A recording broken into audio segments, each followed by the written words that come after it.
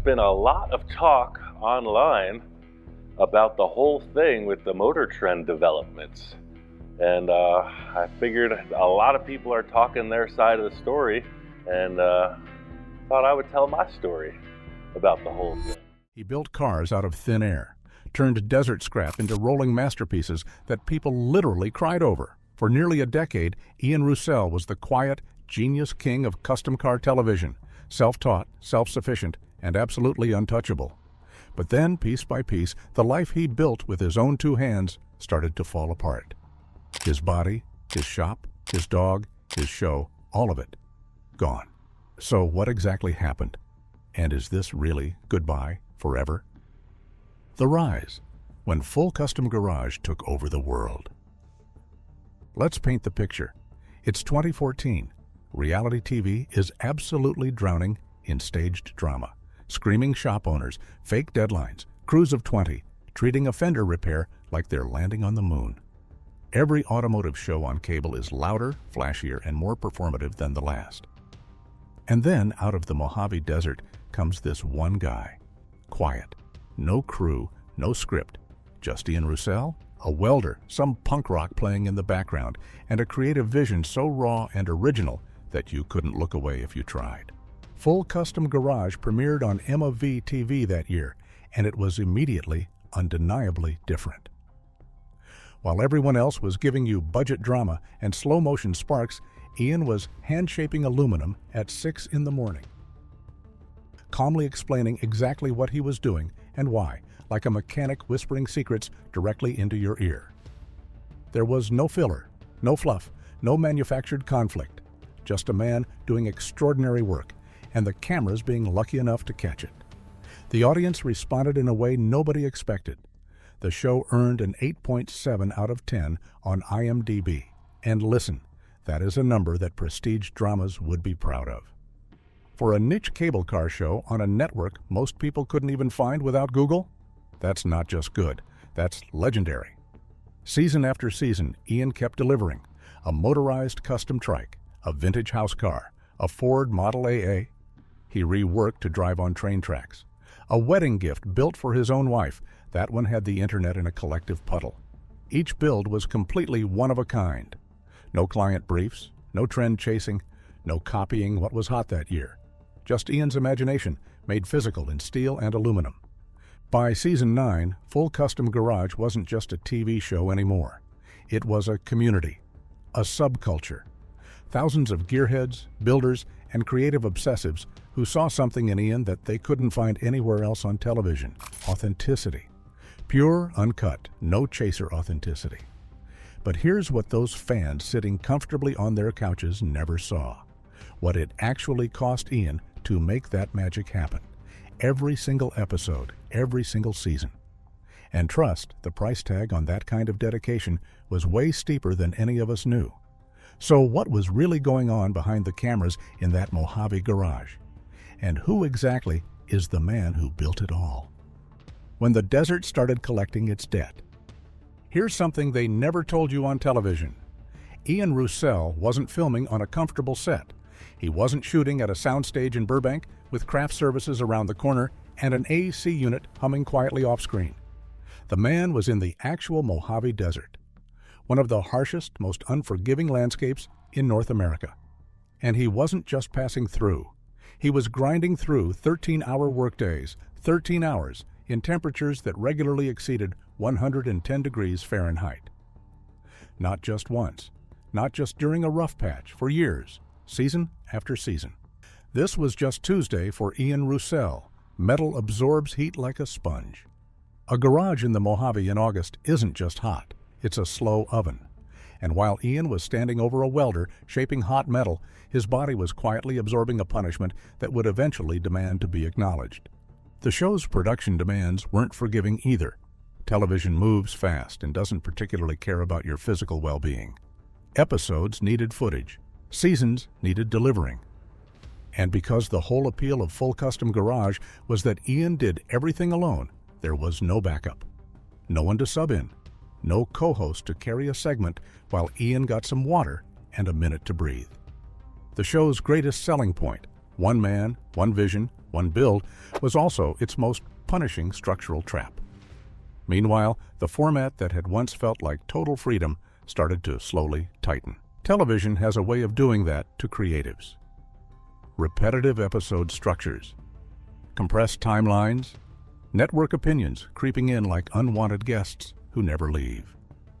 The things that made Ian's work feel alive, the experimental detours, the unpredictable pivots, the sheer oddness of some of his builds were exactly the things that television's standardized format struggled to accommodate.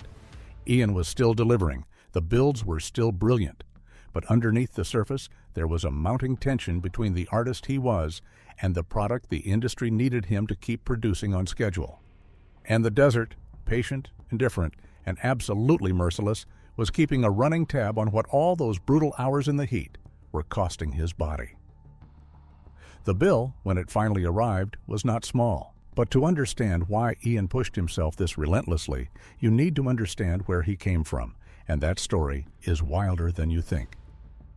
When the industry started closing in. Before we get to where Ian came from, let's stay on the story of what was happening to him professionally, because this part gets particularly dark.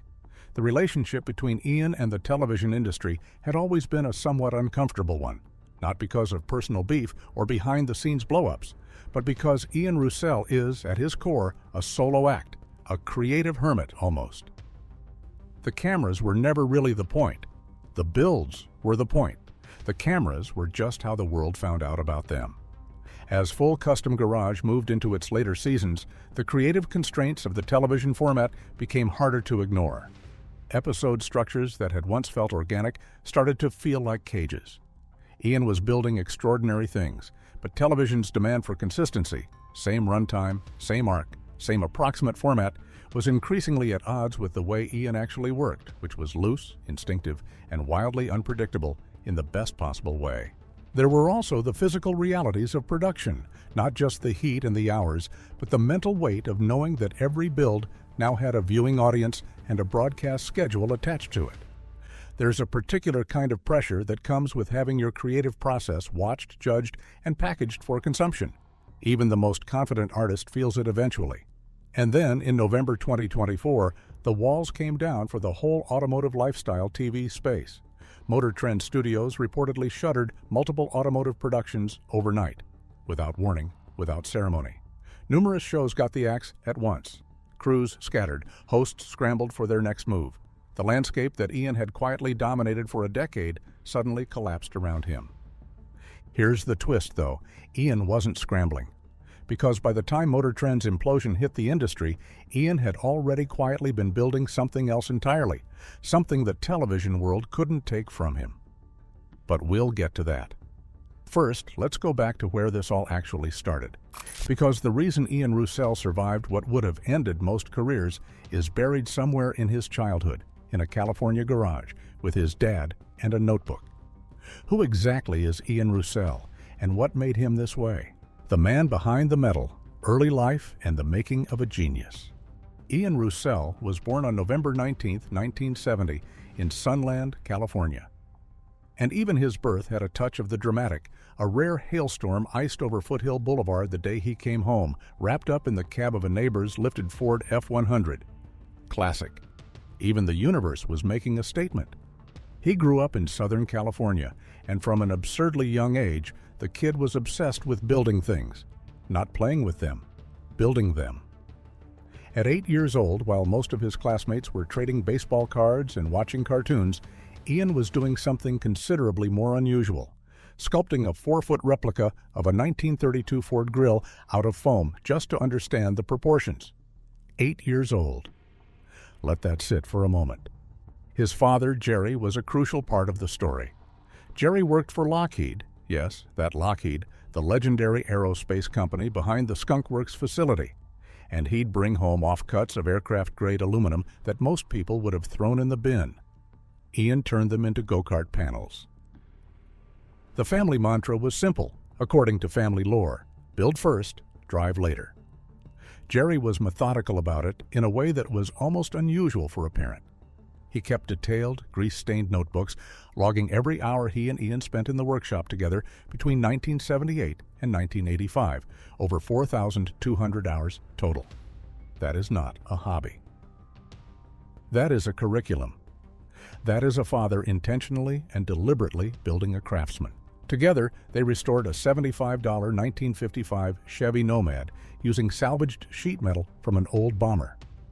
That car, patched together from literal airplane parts by a father and son with nothing but skill and stubbornness, still sits in Ian's shop today. If that's not poetry, nothing is. What Ian never had was formal training. No trade school, no apprenticeship at a famous shop. No mentor with a TV deal and a brand deal pointing him toward the right techniques. He learned by doing, by failing, by doing it again. He learned metal the way you learn a language when you are dropped in a country and have to sink or swim, through total immersion and no safety net. When he eventually set up his desert ranch shop in the Mojave, it wasn't by accident. The isolation, the heat, the remoteness, all of it suited a man who had always done his best work alone, with his hands, and without anyone telling him what was or wasn't possible. The kid who sculpted foam car grills grew up to build vehicles people couldn't believe were real. And for a long time, it felt like nothing could stop him. But the desert, it turns out, had other plans. So what happened when Ian's body finally said enough? When the desert finally won? Here's the part of the story that hit fans the hardest, because it wasn't scandal or drama or tabloid nonsense. It was something far more sobering. A genuinely talented man who worked himself so hard for so long in such brutal conditions that his body eventually gave up. In the period between late 2022 and early 2023, Ian Roussel suffered a serious heat-related collapse. And this wasn't a minor episode or a scare that sent him home early for the day. This was significant enough to cause documented kidney damage. The kind of injury that happens when the human body is repeatedly subjected to extreme heat without adequate recovery. 13-hour days, 110-degree temperatures. For years. Medical professionals are increasingly documenting exactly this kind of outcome. In workers who spend extended periods in severe heat, dehydration, and heat stress cause the kidneys to work harder, reduce blood flow to the organs, and over time create cumulative damage that doesn't necessarily announce itself until the body just stops compensating. By the time Ian collapsed, his kidneys had been quietly absorbing the punishment of years of Mojave summers. For a man who had always operated on the principle that willpower and passion could outwork any obstacle, this was a different kind of challenge. You can't mentally override organ damage. You can't grind through kidney failure with the right attitude. The desert, indifferent as ever, had collected what it was owed. The timing made the situation even more brutal. This wasn't a quiet off-season in Ian's life where he could slow down and recover. His fan base was massive, the show had obligations, and Ian, being Ian, wasn't exactly rushing to tell anyone what was happening on the inside while continuing to show up and deliver on the outside. It forced, finally, a reckoning. The pace had to change. The environment had to change. The relationship between Ian Roussel and the lifestyle that had built his career had to be fundamentally renegotiated, whether he wanted that or not. But even as his body was waving the white flag, life wasn't done adding to the weight. Because around the same time Ian was fighting to save his health, he was also about to face a loss that had nothing to do with television or deadlines. And this one cut it even deeper. Loss on all fronts. May 2022, Ian's dog, Dude, died of cancer. Now look, in a story full of dramatic turns, it might seem small to pause on a pet. But if you've ever watched Full Custom Garage and paid attention, you know that Dude wasn't just a dog in the background of some shots. Dude was a fixture of the desert ranch. A constant in a life that was otherwise relentlessly solitary. Out there in the Mojave, miles from everything, when you're building alone and the punk rock is playing and the metal is hot, the dog matters. The dog is company. The dog is the version of normalcy you hold onto. Losing Dude, right around the same period that Ian's health was deteriorating, was the kind of gut punch that arrives without warning and doesn't announce itself as significant. Grief rarely does. It just accumulates. Then, on September 2024, the desert ranch itself closed its doors. The shop that had hosted nearly a decade of full custom garage, the space where Ian had built some of the most genuinely original custom vehicles in modern American car culture. The Mojave location that had been part of the show's identity as much as Ian himself. Gone. Closed. The doors shut, and with them, a chapter that had defined an entire era of automotive television. And the show itself, Full Custom Garage, ended too. Season 9, released on January 2024, was the final season. 6 episodes. A clean, dignified conclusion that Ian chose on his own terms, rather than having the network rip the rug out from under him. That distinction matters enormously. He wasn't canceled, he walked. He decided it was done, and he did it his way, quietly, completely, without drama. For fans who had followed the show since 2014, the combination of the shop closure, the health news, and the final season landing in the same general window felt like standing at the end of something genuinely significant. Because it was. An era, a place, a body of work, all of it handed in and wrapped up within a year. The question everyone was asking, though, was the same one. What does Ian Roussel do now? Because if you thought this story ended in the desert, then you haven't been paying attention. Sentenced to freedom. What happens after the goodbye? Here's where the narrative flips, because Ian Roussel did not go gentle into that good night, not even slightly. As far back as January 2023, months before the final television season even aired, Ian had already quietly launched a YouTube channel called Full Custom Ian. No fanfare, no press release, no dramatic announcement. He just started posting long-form content, uncut processes, real build timelines, the experimental, unpredictable, gloriously unformatted creative work that television had been struggling to contain for years. Episodes ranged from 18 minutes to over an hour. Viewers got to watch Ian think out loud, change course mid-project, follow ideas down rabbit holes that would never have survived an episode format with commercial breaks. The freedom was palpable in every single video. And the audience? They followed him immediately. Because the thing about a genuine community is that it's not loyal to a network or a platform, it's loyal to the person. When Ian moved, the people who actually cared moved with him. Facebook posts and fan groups hinted that Ian had also been making a significant geographic move from the Mojave to Arizona, suggesting a full reset, not just a professional one, but a personal one too. New space, new air, new beginning. Meanwhile, the broader industry that had housed his television career was imploding.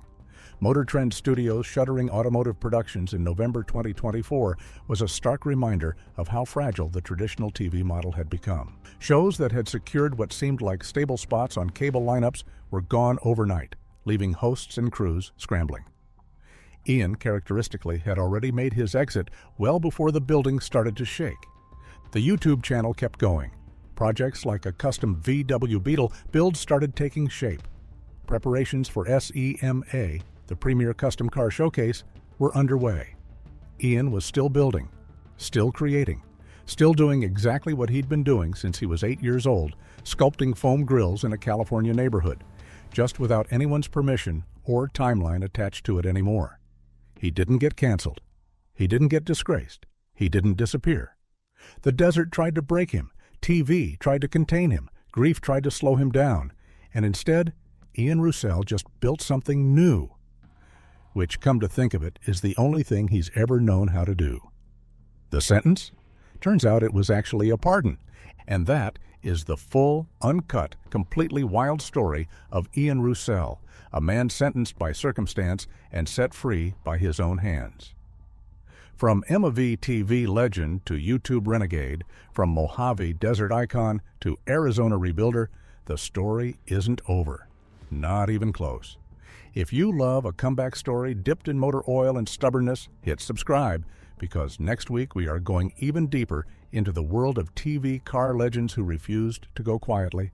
You do not want to miss it. Not want to miss.